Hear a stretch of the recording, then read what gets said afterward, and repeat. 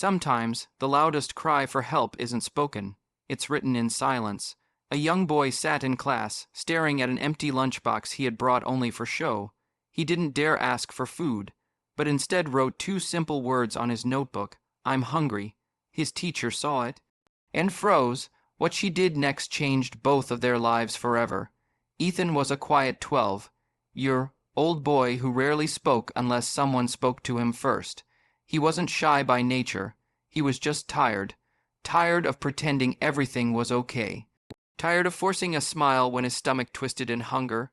Tired of acting like he wasn't counting the minutes until lunch only to remember. There was nothing to eat. His mother worked 2 jobs, one in the morning and one late at night. His father had walked out years ago, leaving only memories and unpaid bills behind. Some days they had bread. Some days they had nothing but water. On good days, Ethan got a half sandwich. On bad days, he simply stayed quiet and endured. At school, lunch was the hardest part of the day. While other kids laughed, traded snacks, and complained about cafeteria food, Ethan sat quietly with an empty lunchbox. He brought it every day so no one would know. He would open it, pretend to take something out, and look away when others offered to share. He wasn't rude. He was ashamed. He didn't want pity. He didn't want attention. He just wanted to feel normal. His teacher, Mrs. Carter, was soft, spoken but observant. She had been teaching for over 20 years, and she had learned to read more than just test papers. She could read faces. She could read silence. And lately, she had been reading Ethan. She noticed how he always lowered his head during lunchtime, how he never crumpled snack wrappers like the others, how his hands trembled slightly around noon, like someone who had gone too long without eating. One day during class, his stomach growled loudly. A few kids snickered. Ethan's face turned red. He bent his head lower, trying to disappear. Mrs. Carter didn't say anything, but her heart tightened. She needed to know the truth. After class, she gently asked, "Ethan, are you all right?" "Yes, miss," he whispered. She didn't push. She knew pushing would make him retreat further. Instead, she watched. Every day, quietly, carefully, and then, one moment changed everything. During silent reading time, Mrs. Carter walked past Ethan's desk. His notebook was open, not to a story or assignment, but to a blank page, except for 2 small words written in faint pencil, "I'm hungry." He hadn't meant for anyone to see. Maybe he was writing to himself. Maybe he was writing to God. Maybe he was just tired of keeping it inside. But those 2 words hit her harder than any speech could have. She paused. Her throat tightened. She didn't say anything. She simply placed her hand gently on his shoulder. Ethan froze. She walked away without a word. But Ethan had no idea. That silent moment was only the beginning. Ethan spent the rest of the day terrified. Had she seen it? Would she tell someone? Would he be called to the office? Would kids find out and laugh at him? His worst fear was not being hungry. His worst fear was being seen as hungry. That night, he went to bed with an empty stomach again. His mother apologized, tears in her eyes. "I'll bring food tomorrow, I promise." He nodded and pretended to sleep. But hunger makes it hard to dream. The next day at school, Ethan walked into class anxious. He couldn't look at his teacher. He kept his head down, waiting for something. He didn't know what. At lunchtime, he quietly opened his empty lunchbox and stared at the nothingness inside. He was about to close it when suddenly, another lunchbox slid onto his desk. He looked up. It was Mrs. Carter. She didn't make an announcement. She didn't draw attention. She simply placed it gently and whispered, "This one is yours." Ethan stared at it. Confused, frozen. "I made extra," she said softly. "Would you help me finish it?" She said it like he was helping her.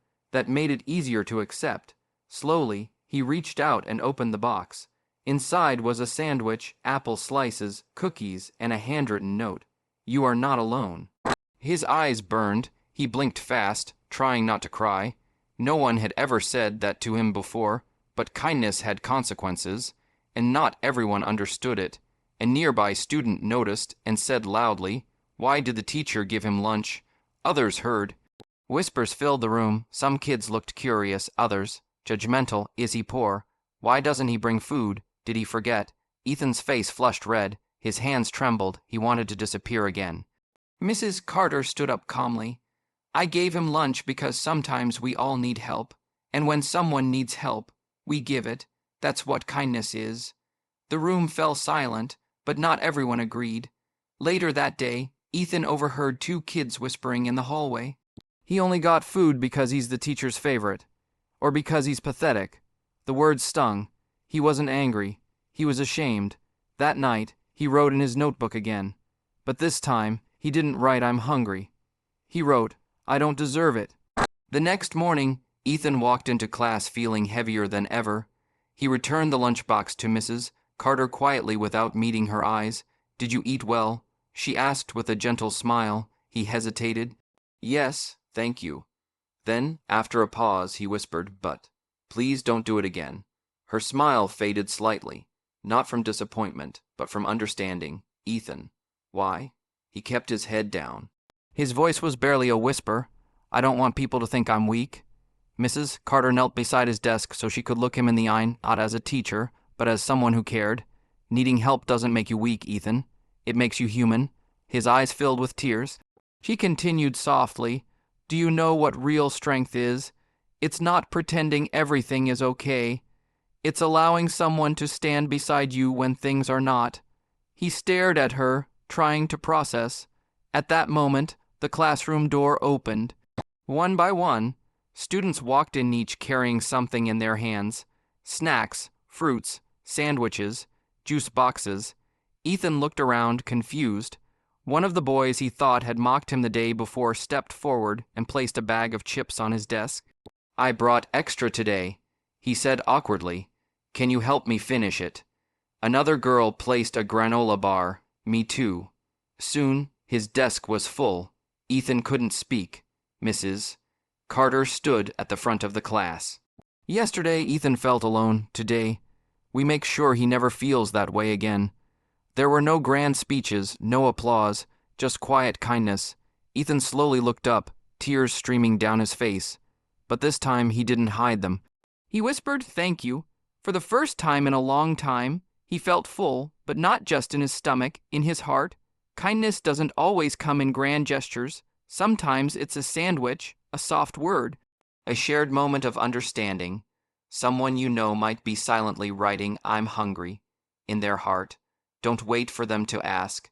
Be the one who notices. Be the one who feeds more than just their hunger.